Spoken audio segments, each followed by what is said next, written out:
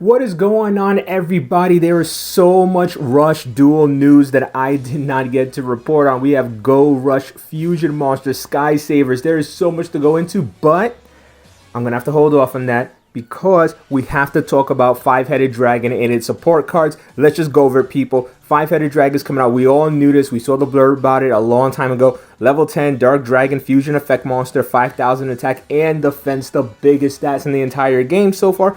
And the biggest stats in the original game as well, if you think about it. The materials are 5 dragon monsters, so the first fusion monster in Go Rush that's somewhat generic in a way. Not too generic. The way I should specify is that it's the only fusion monster that doesn't actually specify monsters by names. This one is just by types. So, yeah, that's the first for the game so far. Special ruling for this card is this card cannot be special set except by fusion summon. Requirement is none because it has a continuous effect. This card cannot be destroyed by battle with dark, earth, water, fire, or wind monsters, the same as Five-Headed Dragon that we all know and love.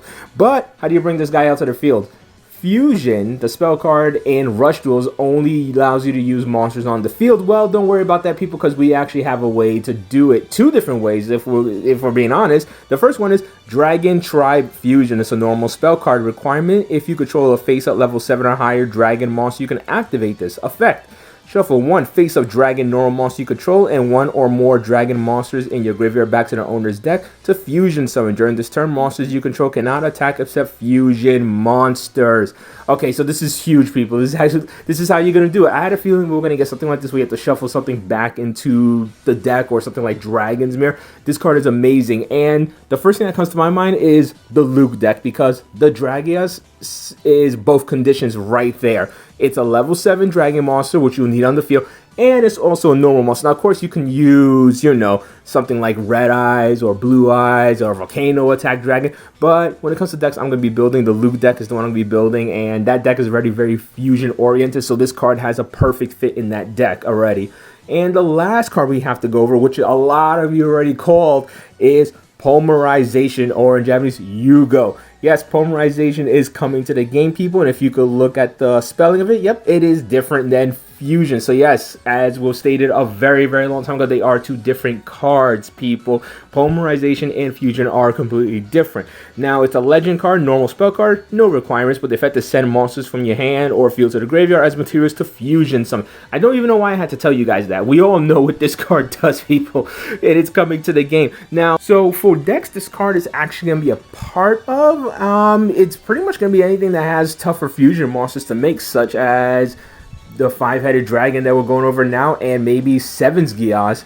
Things that require multiple high-level monsters or that require a ton of monsters, which Five-Headed Dragon is the only one that actually requires more than 2 at the moment.